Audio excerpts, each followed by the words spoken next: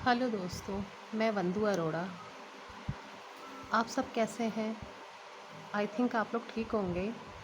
आज हम लोग बात करेंगे कि आप घर पर रहकर कैसे चेक कर सकते हैं कि जादू है, हवा है या बीमारी है। इसका पता लगाने के लिए आप लोग जगह जगह जाते होंगे। कोई कई बाबाओं के पास, माताओं के पास, पर एक्यूरेट पता नहीं लगा पाते होंगे कि क्या है, क्योंकि कोई तो बोलता है ये है, कोई कुछ बोलता है, कोई कुछ बोलता है। आज जो मैं आपको टेक्निक बता रही हूँ, उस टेक्निक के अनुसार आप 100% एक्यूरेट पता लगा सकते हैं कि आपके साथ क्या चल रहा है। इसके लिए आपको क्या करना है, आपका रात का पहना हुआ कपड़ा जो आप नाइट सूट पहनते हैं, उसको साफ़ करके बिल्कुल वॉश हुआ हो, उसे पहनकर आप सो जाएं। और अगर आपने वॉशरूम जाना है तो उसे उतार के जाएं और दूसरा पहनकर चले जाएं और वापस आकर फिर उसी कपड़े को आप पहन लें।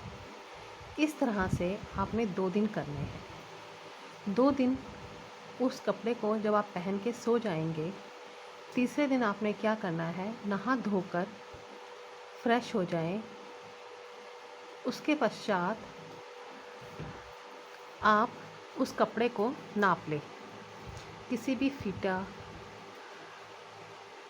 या उंगलियों की सहायता से उस कपड़े को आप नाप लें और एक कॉपी पर नोट कर लें कि आपने कितना नापा है, उसकी एक्यूरेट लंबाई कितनी है। उसके पश्चात आपने क्या करना है, 11 बार दरूद शरीफ, 4 बार सूरह इखलास और 1 बार आयतुल कुर्सी पढ़नी है। इन सब को पढ़कर आपने उस कपड़े पर 3 बार फूंक देना है। जब आप उस कपड़े पर 3 बार फूंक देंगे तो उस कपड़े को लपेटकर आप रख दें सिर्फ 3 मिनट के लिए। और 3 मिनट रखने के बाद आप अब उसकी लंबाई चेक करें कि जो आपने नापा हुआ था उसके अनुसार ही है या बढ़ गई है। अगर उसकी लंबाई बढ़ जाती है तो इसका मतलब आप पर भूत बाधा है। अगर उसकी लंबाई आपके नापे हुए कपड़े से कम रहती है तो इसका मतलब कोई क्रिया की हुई है। अगर उसकी लंबाई ना बढ़ती है ना घटती है तो इसका मतलब ये है कि आप किसी बीमारी में फंसे हुए हैं। इस तरह से आप पता लगा सकते हैं घर पर ही रहकर कि आपके साथ क्या चल रहा है। और अब आप ये सोचेंगे, ये दरूद शरीफ, सूरह इखलास, आयतुल कुर्सी कहाँ से मिलेगी? आप गूगल पर जाएं, वहाँ पर दरूद शरीफ इन हिंदी लिखकर सर्च करें, आ जाएगा। उसकी इमेज को आप जूम करके 11 बार आपने पढ़ना है। उसके बाद सूरह इखलास को आपने 4 बार पढ़ना है। उसके बाद 1 बार आयतुल कुर्सी आपने पढ़नी है और इन सभी को दम करना है आपको, यानी कि कपड़े पर फूंक देना है।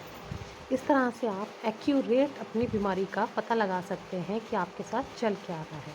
और फिर जो भी रिज़ल्ट आपका सामने आता है उसके अनुसार ही आप अपना इलाज कराएं, आगे बढ़ें।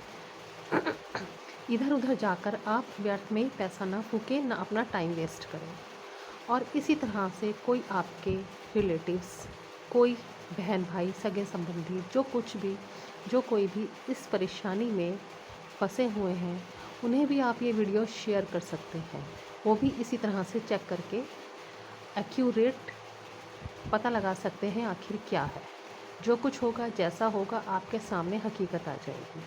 और जो कुछ भी आता है आप प्लीज़ मुझे कमेंट करके बताएं कि क्या रिज़ल्ट निकला। थैंक्स व्यूअर्स, इसी तरह मुझसे बने रहिएगा। आगे भी मैं आपको और गाइडेंस देती रहूँगी।